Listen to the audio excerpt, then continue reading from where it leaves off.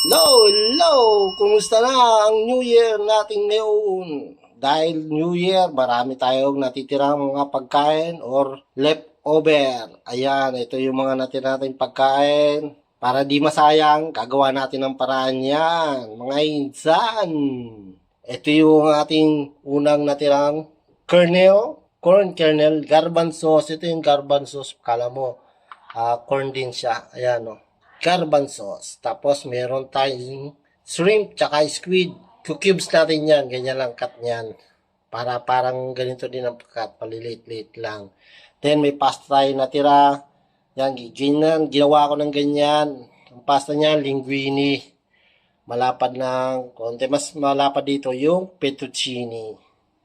Yan. Tapos, meron dito yung sutanghon. Pa-fry din natin yan para top siya, pinaka-bed. Yan. May naka-preheat na rin ako ditong oil. Unahin natin yung pasta. Okay, tara! Simulan na natin! Ngayon, unahin natin pa-fry itong fettuccine pasta. Lalagay lang natin yan dyan. Dandahan lang para hindi masira. Ayan. Yan, medyo nasira yung ating, pero okay na yan. Kasi lalagyan pa natin sa ibabaw ng sutanghon. Ngayon, fry din natin to sutanghon. Ayan. Fry natin. Yun. Okay na to. Ayan, okay na yung ating fried pasta and bihon linguine pasta. Okay, tara. Simulan din na natin yung pagsusuti ng shrimp tsaka squid.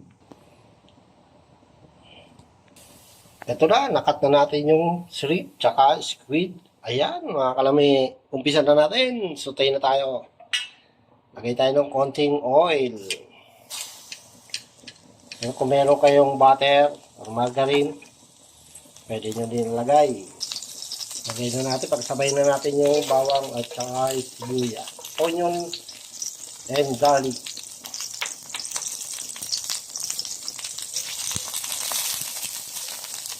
Yan, after mag golden brown, una ilalagay natin dito yung squid kasi medyo matagal lumambot.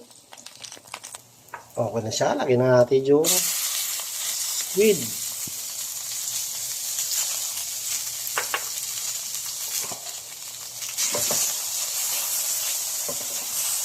Yan, lagyan lang natin sa medium flame ating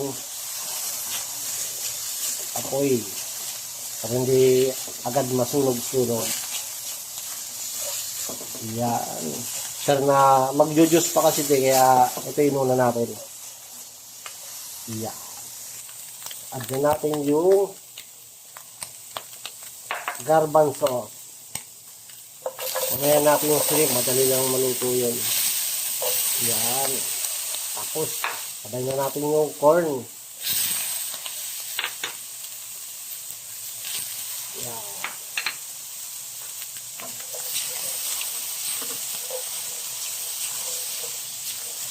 Halos luto na rin itong mga ibang nilagay natin ingredients. Luto-lutoin pa rin natin yan.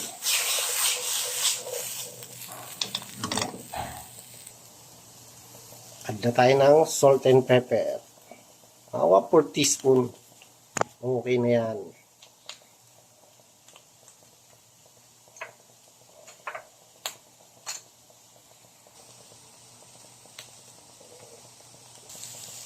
Okay na siya. Add natin yung shrimp. Yan. Final natin yung shrimp. Madali lang naman maluto ito. Add natin yung ating pampalasa. Oyster sauce.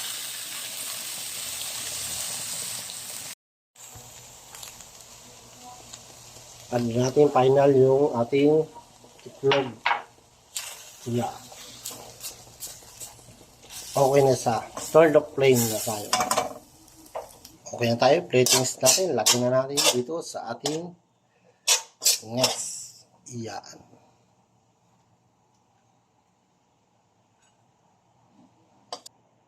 Lagyan natin ng chopped scallion. Yun mga kalamay. Sir Ramon Yan, ang leftover natin. Squid, shrimp, garbanzos, corn kernel. Ayan, mga kalami. Masiramon, tikim-tikim na appetizer, leftover food ng ating holiday season.